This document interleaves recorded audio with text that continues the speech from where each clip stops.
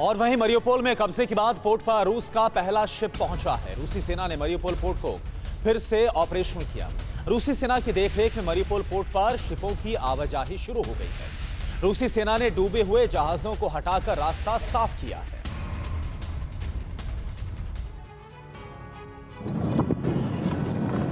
Mariupol पर रूस ने कब्जे का दावा किया है। मारियुपोल में कब्जे के बाद पोर्ट पर रूस का पहला शिप पहुंचा। रूसी सेना ने मारियुपोल पोर्ट पर फिर से ऑपरेशन शुरू कर दिया है। रूसी सेना की देखरेख में मारियुपोल पोर्ट पर शिपों की आवाजाही भी शुरू हो चुकी है। इससे पहले रूसी सेना ने डूबे हुए जहाजों को हटाकर रास्ते को क्लियर किया। इसी बीच रूसी सेना ने दावा किया कि अज़ोव सागर में माइंस को हटाने का काम पूरा हो गया है। डूबे हुए जहाजों को हटाने का काम अब खत्म हो चुका है। रूसी सेना ने पहले दावे भी किए थे कि मारियुपोल बंदरगाह से मई के अंत में काम शुरू हो जाएगा।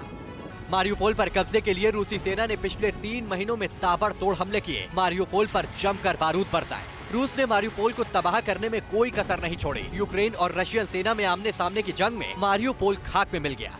अब रूसी सेना मारियुपोल पोर्ट को नए सिरे से चालू करने के दावे कर रही है। रूसी सेना के लिए मारियुपोल पोर्ट मिशन यूक्रेन का एक अहम पार्ट था। इसके लिए रूसी सेना को बारूद से काफी कीमत भी चुकानी पड़ी।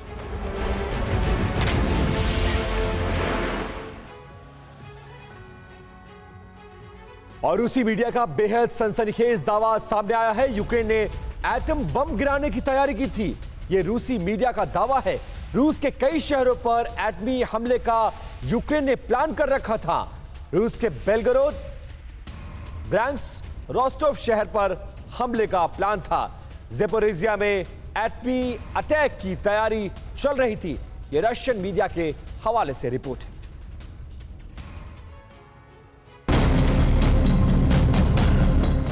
क्या यूक्रेन की सेना रूस में ऐसा ही धमाका करने वाली है? क्या ज़ेलेंस्की ने रूस पर एटम बम गिराने का फरमान जारी कर दिया है? यूक्रेन के एटमी इरादों को लेकर रूसी मीडिया ने बहुत बड़ा दावा किया है। रूस के ब्रांस्क न्यूज के मुताबिक यूक्रेन की आर्मी ब्रांस्क शहर में एटम बम गिरा सकती है। इस दावे के साथ ही ब्रांस्क में 8 जून तक के लिए हाई अलर्ट का ऐलान कर दिया गया है। रूसी मीडिया का दावा है कि यूक्रेन ने ब्रिटिश आर्मी की मदद से रूस के कई शहरों पर एटमी हमले का प्लान तैयार किया था। इनमें ब्रांस्क के अलावा रूस के बेलगरोड और रोस्तोव का भी नाम शामिल है। इस एटमी हमले की प्लानिंग को अंजाम देने के लिए यूक्रेन ज़ेपोरिज़िया में तैयारी कर रहा था। ब्रांस्क न्यूज का दावा है कि यूक्रेन ज़ेपोरिज़िया में एटम बम भी बना रहा था।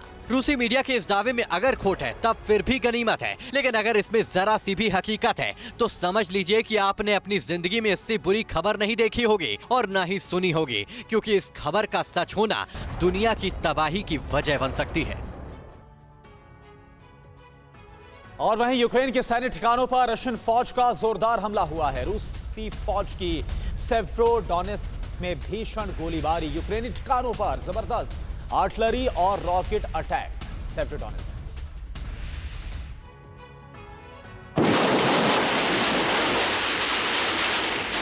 अंत नहीं है इस आग का, अंत नहीं है इस उन्माद का।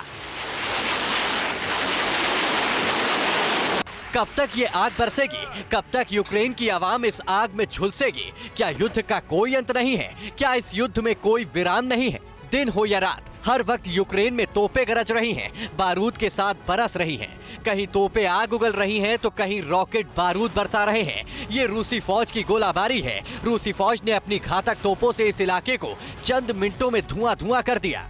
ये तस्वीरें यूक्रेन के सेव्रोडोनेत्स्क की हैं, जहां रूसी सेना की आर्टिलरी रात दिन भीषण गोलाबारी कर रही है।